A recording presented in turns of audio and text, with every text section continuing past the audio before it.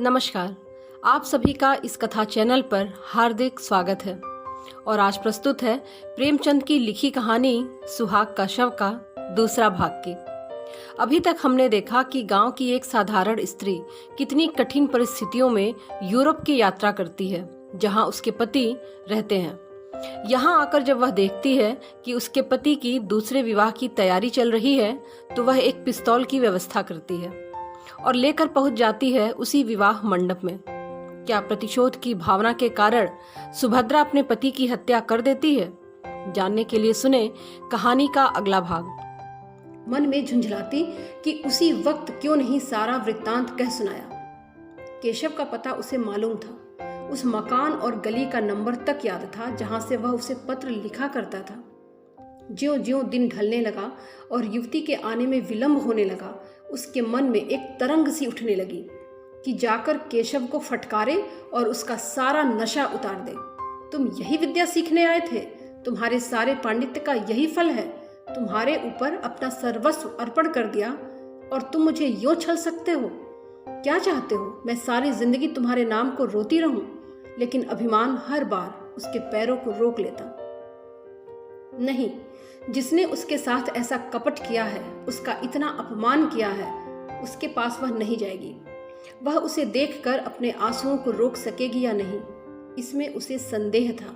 और केशव के सामने वह रोना नहीं चाहती थी। अगर केशव उससे घृणा करता है तो वह भी केशव से घृणा करेगी। संध्या भी होगी पर युवती नहीं आई, बत्तियां भी जली पर उसका पता नहीं। एकाएक उसे अपने कमरे के द्वार पर किसी के आने की आहट मालूम हुई। युवती कपड़ों का एक पुलिंदा लिए सामने खड़ी थी। सुभद्रा को देखते ही बोली, क्षमा करना, मुझे आने में देर हो गई। बात यह है कि केशव को किसी जरूरी काम से जर्मनी जाना है। वहां उन्हें 1 महीने से ज्यादा लग जाएगा। वह चाहते हैं कि मैं भी उनके साथ चलूं। मुझसे उन्होंने अपना थीसिस लिखने में बड़ी सहायता देने का वचन किया है।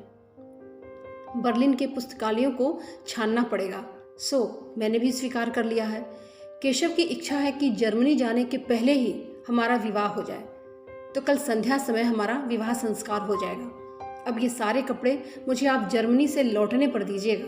विवाह के अवसर पर हम कोई साधारण वस्त्र पहन लेंगे। केशव का जर्मनी जाना बहुत जरूरी है। सुभद्रा ने कपड़ों को मेज पर एक तरफ रखकर कहा कि आपको धोखा दिया गया है। युवती ने घबराकर पूछा, धोखा? कैसा धोखा? मैं बिल्कुल नहीं समझती। क्या मतलब है तुम्हारा? सुभद्रा ने संकोच के आवरण को हटाने की चेष्टा करते हुए कहा, केशव तुमसे धोखा देकर तुमसे विवाह करना चाहता है। केशव ऐसा आदमी नहीं है जो किसी को धोखा दे। क्या तुम केशव को जानती हो? सुभद्रा ने कहा, केशव ने क्या तुम्हें अपने विषय में सब कुछ कह दिया है? युवती ने कहा, सब कुछ। सुभद्रा ने क्या उसने कोई भी बात नहीं छिपाई? युवती ने कहा कि मेरा तो यही विचार है कि उन्होंने एक बात भी नहीं छिपाई। अब सुभद्रा ने कहा, क्या तुम्हें मालूम है कि उसका एक विवाह हो चुका है? युवती की मुख ज्योति कुछ मलिन पड़ गई। उसकी गर्दन लज्जा से झुक गई। अटक अटक कर बोली, हाँ, उन्होंने मुझसे यह बात कही थी। अब सुभद्रा परास्त हो गई। घृणा सूचक नेत्रों से देखती हुई बोली, यह जानते हुए भी तुम केशव से विवाह करने को तैयार हो? युवती ने अभिमान से देखकर कहा, तुमने केशव को देखा है? नहीं, मैंने उन्हें कभी नहीं देखा। तो फिर तुम उन्हें कैसे जानती हो? सुभद्रा ने कहा, मेरे एक मित्र ने मुझसे यह बात कही है, वह केशव को जानता है। युवती ने कहा, अगर तुम एक बार केशव को देख लेती, एक बार उनसे बातें कर लेती, तो मुझसे यह प्रश्न नहीं करती। अरे, उन्हें देखकर तो मैं अपने को बिल्कुल भूल जाती हूँ। अगर उनसे विवाह न करूं तो फिर जीवन भर मुझे अविवाहित ही रहना होगा। जिस समय वह मुझसे बातें करते हैं, मुझे ऐसा अनुभव होता है कि मेरी आत्मा पुष्प की भांति खिलती जा रही है। मैं उसमें प्रकाश और विकास का प्रत्यक्ष अनुभव करती हूँ। दुनिया चाहे जितना हंसे, चाहे जितनी निंदा करे, मैं केशव को अब नहीं छोड़ सकती। उनका विवाह हो चुका है, यह सत्य है, पर उस स्त्री से उनका मन कभी न मिला। यथार्थ में उनका विवाह अभी हुआ ही नहीं है। वह कोई साधारण अर्धशिक्षित बालिका है। तुम ही सोचो, केशव जैसा विद्वान मनस्वी पुरुष ऐसी अर्धशिक्षित बालिका के साथ कैसे प्रसन्न रह सकता है। तुम्हें कल मेरे विवाह में चलना ही पड़ेगा। सुभद्रा का चेहरा तमतमाया हुआ था। केशव ने उसे इतने काले रंगों में रंगा है, यह सोचकर उसका रक्त खौल रहा था।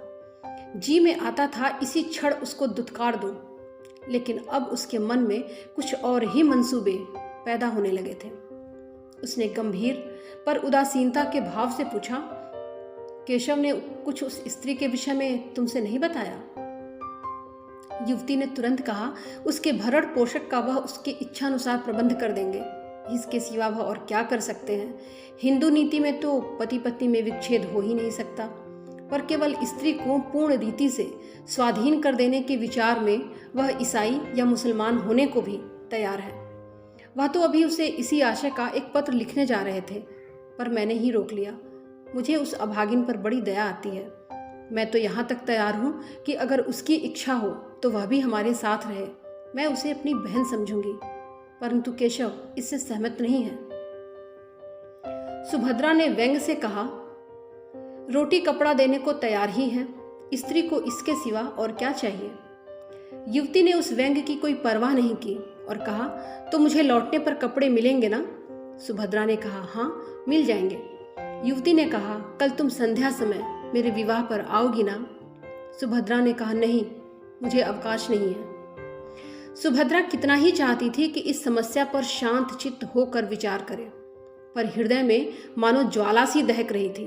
केशव के लिए वह अपने प्राणों का कोई मूल्य नहीं समझती थी।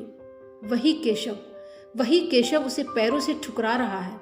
यह आघात इतना कठोर था कि उसकी चेतना की सारी कोमलता मूर्छित हो गई। उसका एक एक अणु प्रतिकार के लिए तड़पने लगा। अगर यही समस्या इसके विपरीत होती तो क्या सुभद्रा की गर्दन पर छुरी न फिर गई होती? केशव क्या मेरे खून का प्यासा न हो जाता? क्या पुरुष हो जाने से सभी बातें क्षम्य और स्त्री हो जाने से सभी बातें अक्षम्य हो जाती हैं? नहीं, इस निर्णय को सुभद्रा की विद्रोही आत्मा स्वीकार नहीं कर सकती। उसे नारियों के ऊंचे आदर्शों की कोई परवाह नहीं है। उन स्त्रियों में आत्म अभिमान नहीं होगा। वे तो पुरुषों के पैरों की जूतियां बनकर रहने में अपना सौभाग्य समझती हैं। सुभद्रा इतनी आत्माभिमान शून्य नहीं है। वह अपने जीते जी यह नहीं देख सकती कि उसका पति उसके जीवन का सर्वनाश करके चैन की बंसी बजाए। दुनिया उसे हत्यारिन कहेगी, पिशाचिन कहेगी, कहे, उसकी परवाह नहीं।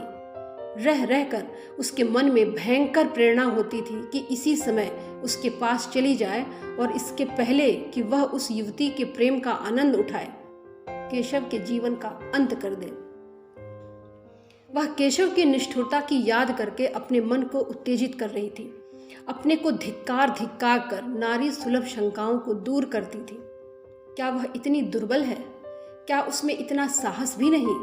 इस वक्त यदि कोई दुष्ट उसके कमरे में घुस जाए और उसके सतीत्व का अपहरण करना चाहे तो क्या वह प्रतिकार नहीं करेगी? आखिर आत्मरक्षा ही के लिए तो उसने यह पिस्तौल ले रखी है। केशव ने मेरे सत्य का अपहरण किया है। उसका प्रेम दर्शन केवल प्रवंचना थी। वह केवल अपनी वासनाओं की तृप्ति के लिए सुभद्रा के साथ प्रेम के स्वांग भरता था। तो क्या केशव का वध करना सुभद्रा का कर्तव्य नहीं है? इस अंतिम कल्पना से सुभद्रा को वह उत्तेजना मिल गई जो उसके भयंकर संकल्प को पूरा करने के लिए आवश्यक थी। यही वह अवस्था है जब एक मनुष्य दूसरे मनुष्य के खून का प्यासा हो जाता है। उसने खूंटी पर लटकती हुई पिस्तौल उतार ली और ध्यान से देखने लगी, मानो उसे कभी देखा ना हो। कल संध्या समय जब आर्य मंदिर में केशव और उसकी प्रेमिका एक दूसरे के सम्मुख बैठे होंगे, उसी समय वह इस गोली से केशव की प्रेम लीलाओं का अंत कर देगी और दूसरी गोली अपनी छाती में मार लेगी। क्या वह रो रोकर अपना शेष अधम जीवन काट सकेगी? संध्या का समय था। आर्य मंदिर के आंगन में वर और वधू इष्ट मित्रों के साथ बैठे हुए थे। विवाह का संस्कार हो रहा था। उसी समय सुभद्रा पहुंची और बरामदे में आकर एक खंभे की आड़ से इस भांति खड़ी हो गई कि केशव का मुंह उसके सामने था। उसकी आंखों में वह दृश्य खिंच गया जब आज से 3 वर्ष पूर्व उसने इसी भांति केशव को मंडप में बैठे हुए छुप छुप कर देखा था। कितना अपार अनुराग था, कितनी असीम अभिलाषाएं थी, मानो जीवन प्रभात का उदय हो रहा हो। जीवन मधुर संगीत की भांति सुखद था, भविष्य उषा स्वप्न की भांति सुंदर। क्या यह वही केशव है? सुभद्रा को ऐसा भ्रम हुआ मानो वह केशव नहीं है।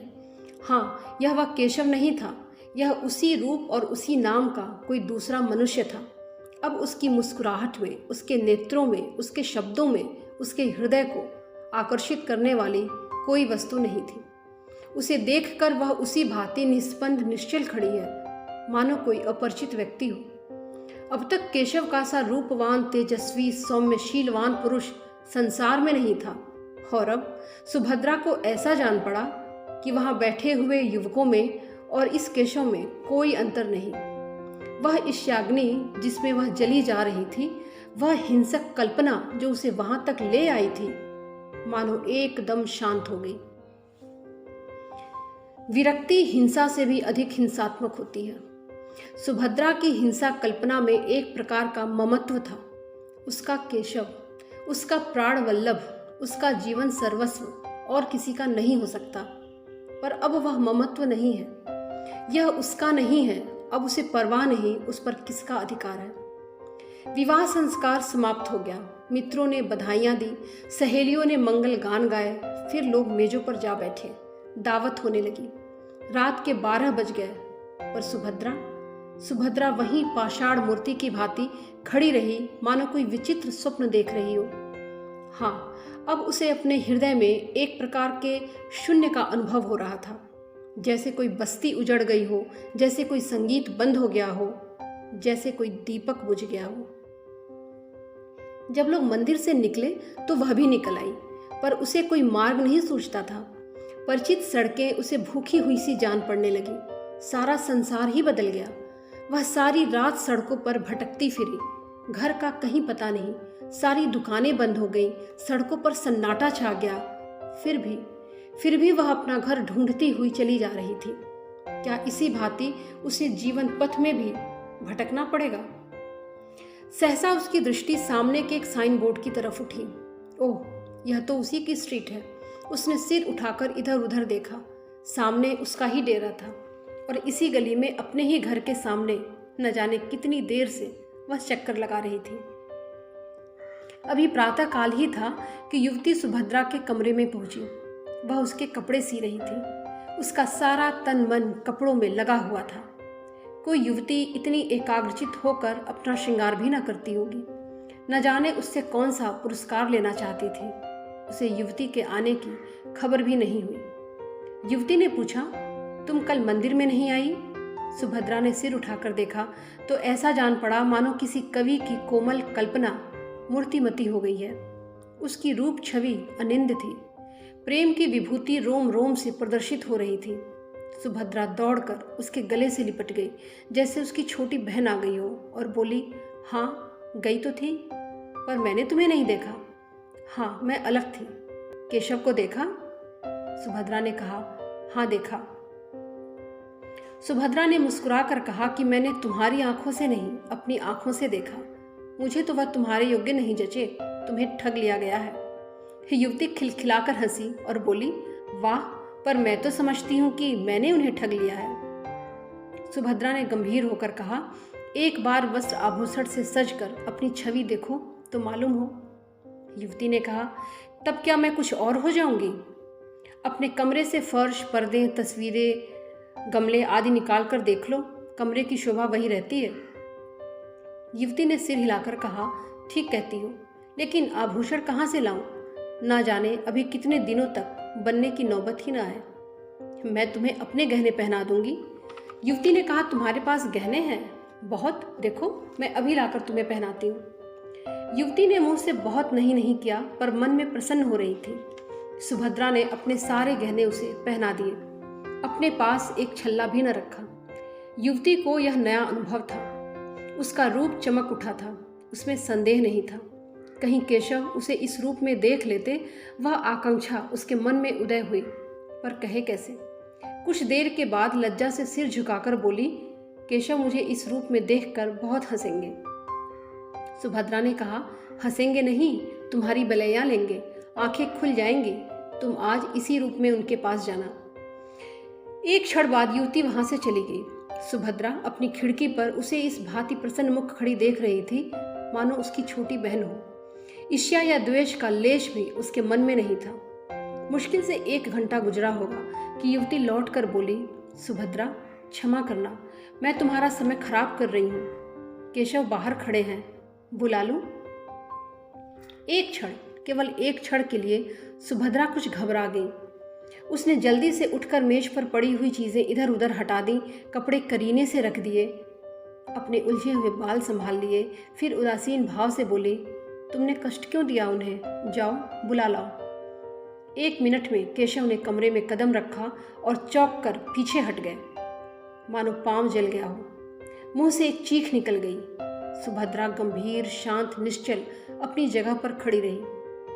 फिर हाथ बढ़ाकर बोली, आइए मिस्टर केशव, मैं आपको ऐसी सुशील, ऐसी सुंदरी, ऐसी विदुषी रमणी पाने पर बधाई देती हूँ। केशव के मुंह पर हवाइयां उड़ रही थीं। लज्जा और ग्लानि से उसके चेहरे पर एक रंग आता था, एक रंग जाता था। यह बात एक दिन होने वाली थी अवश्य, पर इस तरह अचानक उसकी सुभद्रा से भेंट होगी, इसका उसका स्वप्न में भी गुमान नहीं था। सुभद्रा से यह बात कैसे कहेगा, इसको उसने खूब सोच लिया था। उसके आरोपों का उत्तर भी सोच लिया था। पत्र कैसे लिखेगा, उसके शब्द तक मन में अंकित कर लिए थे, पर सारी तैयारियां धरी रह गई और सुभद्रा से ऐसे भेंट हो गई। सुभद्रा उसे देखकर जरा भी नहीं चौंकी। उसके मुख पर आश्चर्य, घबराहट या दुख का कोई चिन्ह दिखाई नहीं दिया। उसने उसी भांति उससे बात की जैसे वह कोई अजनबी हो। यहाँ कब आई, कैसे आई, क्यों आई, कैसे गुजर करती हो, इस तरह के सारे सवाल पूछने के लिए केशव चंचल हो उठा। उसने सोचा सुभद्रा उसे धिक्कारेगी, विष खाने की धमकी देगी। इन सब आपदाओं के लिए वह तैयार था, पर इस गर्वयुक्त उपेक्षा के लिए वह तैयार नहीं था। यह प्रेम व्रत धारणी सुभद्रा इतनी कठोर, इतनी हृदय शून्य हो गई है। अवश्य ही इसे सारी बातें पहले ही मालूम हो चुकी है। सबसे बड़ा आघात यह था कि इसने अपने विवाह के सारे आभूषण इतनी उदारता से दे डाले। युवती ने कृतज्ञता का भाव प्रकट करके कहा, इनके पति इस समय जर्मनी में हैं। केशव ने आंखें फाड़कर देखा पर कुछ बोल न सका। युवती ने फिर कहा, बेचारी संगीत सिखाकर, कुछ कपड़े सीकर अपना जीवन निर्वाह करती है। वह महाशय यहाँ आते तो उन्हें उनके सौभाग्य पर बधाई देती।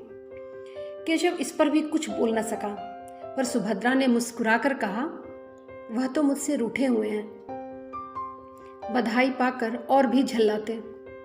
युवती ने आश्चर्य से कहा, तुम उन्हीं के प्रेम में यहाँ आई, अपना घर बार छोड़ा, यहाँ मेहनत मजूरी करके निर्वाह कर रही हो, फिर वह तुमसे क्यों रूठे हुए हैं? आश्चर्य?